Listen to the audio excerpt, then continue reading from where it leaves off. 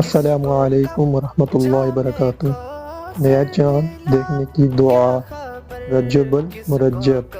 حضرت الحابی عبید اللہ رضی اللہ تعالیٰ عنہ فرماتے ہیں کہ جب رسول اللہ صلی اللہ علیہ وسلم نیا چاند دیکھتے تو یہ دعا پڑھتے: اللہم اہلہ علینا بالیمن والایمان والسلامت والاسلام ربی وربک اللہ۔